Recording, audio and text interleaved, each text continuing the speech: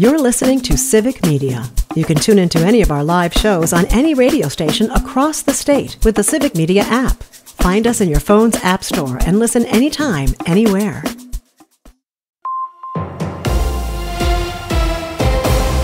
Civic Media News. I'm Terry Bell. Here's what Wisconsin needs to know. Wisconsin has a $4.5 billion budget surplus. Wisconsin also has close to $2 billion in its rainy day fund. That's a record. Governor Evers says the extra money should be reinvested in the next state budget. Republicans have said they want to give the money back to taxpayers.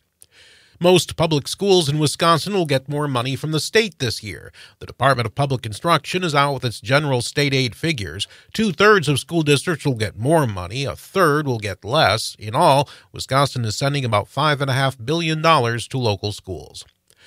Today is the last day to register to vote in Wisconsin by mail or online. In-person early voting starts next week. Kate Martin is Menominee City Clerk. She says planning ahead will ensure local clerks run a free and fair election. The less work that they have to do in order to help voters get through that process on Election Day, the better and the least frustrating it is for voters themselves. Martin says voters can help by having required documentation on hand when they register.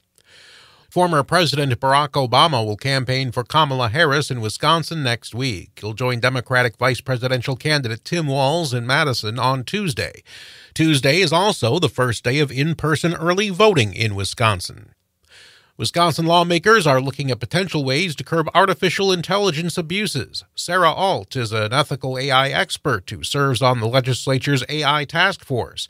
At a meeting yesterday, she sounded skeptical that licensing and professional codes could help. Then people just go looking for places where they can work outside of that code. This summer, the governor's AI task force recommended K-12 digital literacy training, help for people who lose their jobs due to AI, and investing in more research. At least 6 Wisconsin poultry farms are giving away thousands of chickens after an Iowa-based processor suddenly closed last week. Farmers who need help can contact the Wisconsin Farm Center. I'm Terry Bell, Civic Media News. Here's what you need to know closer to home. For WRCE News, I'm Joanne Krulotz. School districts can now set their tax levy. The Wisconsin Department of Public Instruction has posted state general school aids that districts will receive during the current school year. Aid varies widely by districts based on the equalization formula. Of 421 districts, 276, or 66%, will receive more aid for 2024 to 25 than in 2023 to 24. They include the Ithaca School District receiving 8.18% increase. The Richland School District will receive 14.05% increase. River Valley will see a 7.76% increase. The Riverdale School District will receive a 3.9% increase. 137 or 33% of the 421 school districts in the state will receive less funding this year. That includes the Kickapoo Area School District receiving a 3.98% cut in funding. At least 6 Wisconsin farms are giving away thousands of chickens after an Iowa-based processor abruptly closed last week. Wisconsin Agriculture Secretary Randy Romanski says the situation involving Pure Prairie Poultry is unfortunate. Romanski says it's been challenging to find out how many Wisconsin farmers have been impacted. The state ag department lacks authority to take possession of the birds or to feed them, so is focused on being a resource to farmers. Farmers who need assistance can contact the Wisconsin Farm Center at 800-942-2474. Before you send donations to help hurricane relief efforts, consider a monetary gift instead. Better Business Bureau of Wisconsin spokesperson Lisa Schiller says it can be hard to send physical gifts and supplies to groups in hurricane-affected areas. Instead, those monetary gifts can help an organization buy exactly the aid they need. Richland County Clean Sweep will be held Saturday from 8 to noon. Clean Sweep is a limited-time collection of unwanted, unused, or damaged agricultural or household hazardous waste and pharmaceuticals. The program collects, treats, stores, or disposes of waste in an environmentally safe method through a licensed hazardous waste facility. Hazardous waste can usually be identified by products labels which contain any of the following words: caution, warning, danger, poison, toxic, ignitable or flammable, acid, corrosive, or reactive. Farms and households may bring any amount of hazardous waste for free disposal. Materials should be properly identified with their original labels. Do not mix materials together. Doing so can be extremely dangerous. Pack materials for your safety. Items may be dropped off at the Richland County Clean Sweep Saturday from 8 to noon at the Richland County Highway Shop on Bowen Circle in Richland Center. The Riverdale One-Act cast and crew members will compete and perform at the District 10 One-Act Festival Saturday at Reedsburg Area High School. The group will perform When Bad Things Happen to Good Actors. Cast and crew members include Abe Schaefer, Ezra Noble, Cadence McGraw, Alex Schneider, Nora Wolf, Braley Bedward, Vivian Benedict, Adrian Rush, Delaney Imhoff, Archer Imhoff, Ben Bremer, Sienna Deglow, Movana Zarbach, Brandon Meese, and Destiny Bonds. They will perform at 2:30 at the Reedsburg Pack. The shows are free, admission, and open to the public. The Richland County Community Services Building and Health and Human Services will be closed today for a staff training day. For concerns involving crisis situations or to speak with a crisis professional, call the Mental Health Crisis Line at 888-552-6642. For concerns involving child abuse, neglect, and welfare, call the Richland County Sheriff's Department. And that's what you need to know. I'm Joanne Krulotz.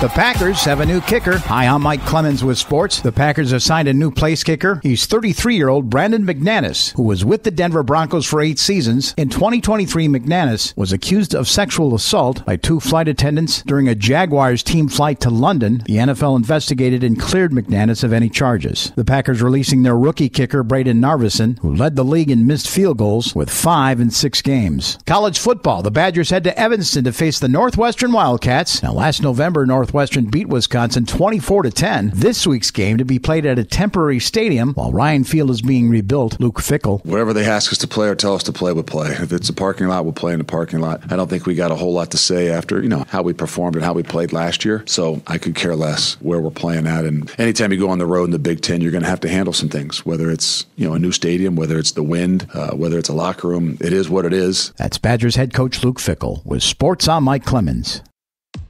On your entertainment beat, I'm Pete Schwaba. After Joker Folie à Deux took a nosedive like no movie ever before in its second week of release, and the box office down last weekend overall, Hollywood is hoping the latest comic book movie is a savior. Ticket sales last weekend were down 43% from last year, according to Deadline. That could change in the next couple weeks when the latest chapter of Venom hits the screen. Sony's Venom: The Last Dance opens October 25th, and the studio is hoping for a $70 million take, which would be less than the 2 previous installments, but still an impressive opening. Horror films have made strong showings pretty much all year. How does a milk diet sound? On her Not Today Pal podcast that she hosts with fellow Soprano cast member Robert Eiler, Sopranos star Jamie Lynn Siegler said she went on an 8-day whole milk diet where that's all she put into her system. She calls it a milk cleanse and says it helps rid one's system of parasites.